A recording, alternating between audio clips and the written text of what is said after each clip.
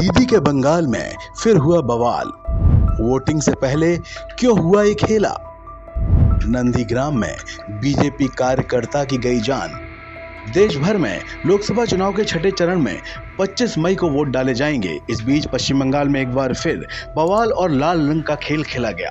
आखिर ऐसा क्या है जो दीदी अपने बंगाल में हिंसा के मामलों में लगाम लगाने में नाकाम हैं? हर मामले को सिर्फ सियासी रंग देकर इस अहम मुद्दे से देश को गुमराह करने की कोशिश क्यों की जाती है? मीडिया रिपोर्ट के मुताबिक इस बार पश्चिम बंगाल के नंदीग्राम में बीजेपी और टीएमसी कार्यकर्ताओं के बीच हिंसा की खबर सामने आई है। बीजेपी का दावा है कि 22 मई की रात नंदीग्राम में पार्टी के कार्यकर्ताओं पर तृणमूल कांग्रेस के लोगों ने हमला कर दिया, जिसके बाद नंदीग्राम में बीजेपी ने विरोध मार्च निकाला है। वहीं टीएमसी बीजेपी के इन आरोपों को सिरे से खारिज कर रही है।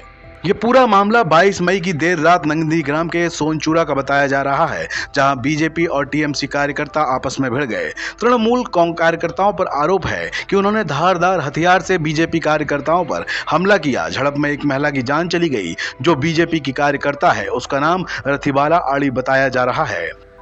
बीजेपी इस मामले को लेकर अब सड़क पर संग्राम कर रही है और नंदीग्राम में कई जगहों पर सड़कों को ब्लॉक कर बंद भी बुलाया है। शहर के पुलिस स्टेशन के बाहर भी प्रदर्शन किया जा रहा है। आपको बता दें कि नंदीग्राम तामलुक लोकसभा सीट के तहत आता है, जहां 25 मई को वोटिंग होने वाली है। वोटिंग से पहले हुई हिंसा का असर चुनाव में भी दिख सकता है।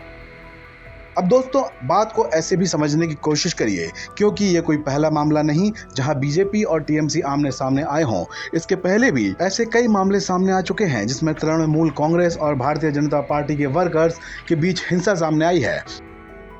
ऐसे में बड़ा सवाल सिर्फ और सिर्फ राज्य सरकार पर उठता है, जो सूबे में हो रही हिंसा को लगाम लगाने में नाकाम दिखाई दे रही है। वहीं इस मामले में बीजेपी नेता और पश्चिम बंगाल के सहप्रभारी अमित मालवीय ने मुख्यमंत्री ममता बनर्जी को निशाने पर लिया है। उन्होंने एक्स पर लिखा है कि ममता ने नंदीग्राम में मिली हार का बदला लेने की धमकी दी थी। वो 2021 विधानसभा चुनाव का जिक्र कर रहे थे।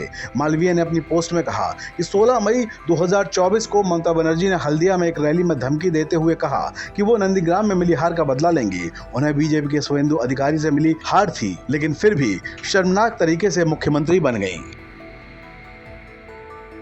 फिलहाल इस मामले में सियासत जारी है, लेकिन वोटिंग से पहले हिंसा वोटर्स के दिल में डर जरूर पैदा कर सकती है। इसलिए जरूरी है कि चुनाव आयोग भी इस मामले में संज्ञान लेते हुए इलाके में दहशत के इस माहौल को खत्म करे, जिससे 25 तारीख को शांतिपूर्ण तरीके से मतदान हो सके।